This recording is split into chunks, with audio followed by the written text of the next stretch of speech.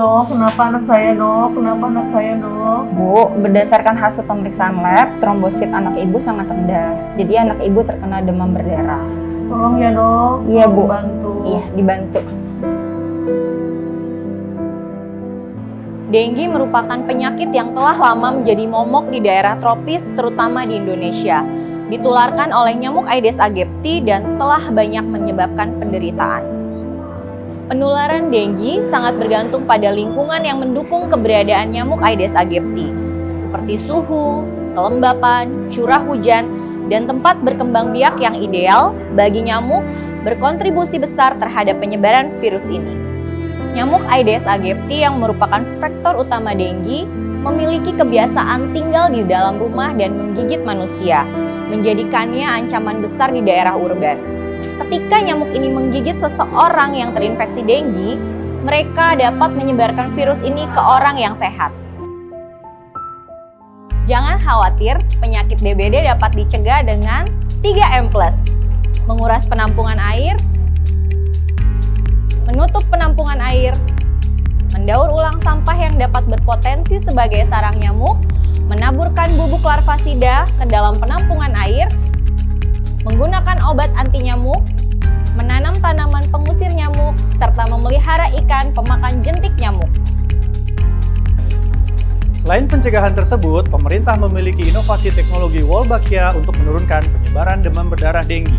Wolbachia adalah bakteri yang hanya hidup dalam tubuh serangga. Bakteri ini umum ditemukan pada berbagai jenis serangga seperti kupu-kupu, lalat buah, dan nyamuk. Bakteri ini aman bagi manusia dan hewan. Wolbachia dalam tubuh nyamuk Aedes aegypti dapat menurunkan replikasi virus dengue, sehingga dapat mengurangi kemampuan nyamuk tersebut sebagai penular demam berdarah. Teknologi Wolbachia sudah diterapkan di berbagai negara. Pada tahun 2014, di Indonesia pertama kali penyebaran nyamuk berwolbachia dilakukan di Sleman dan di Bantul, Yogyakarta. Hasil penelitian pada tahun 2019 menunjukkan penurunan kasus dengue hingga 79% dan kasus rawat inap di rumah sakit akibat demam berdarah dengue menurun hingga 86%. Bagaimana teknis penyebaran nyamuk berwolbachia? Ember yang sudah terisi paket telur nyamuk berwolbachia dapat diletakkan di rumah-rumah warga, perkantoran, maupun fasilitas umum dengan jarak antar ember sekitar 50 meter. Satu ember ini telah terisi kurang lebih 250 telur nyamuk berwolbachia dan air bersih sekitar 1 liter. Ember dapat diletakkan di luar rumah dan di tempat yang terlindungi dari sinar matahari siang, terlindung dari hujan, aman dari jangkauan anak-anak, dan mudah ketika akan melakukan penggantian paket. Setiap 2 minggu telur diganti, penitipan dilakukan selama 6 bulan. Bagaimana teknologi Aedes aegypti berwolbachia bekerja? Ketika nyamuk jantan berwolbachia kawin dengan betina tidak berwolbachia, telur tidak menetas. Namun, jika nyamuk betina yang berwolbachia dan jantan yang tidak berwolbachia, semua telur akan mengandung nyamuk yang berwolbachia.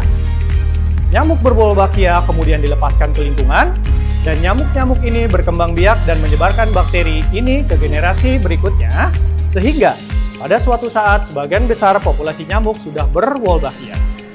Teknologi Wolbachia telah terbukti efektif menurunkan kasus DBD, hospitalisasi, dan kebutuhan akan fogging.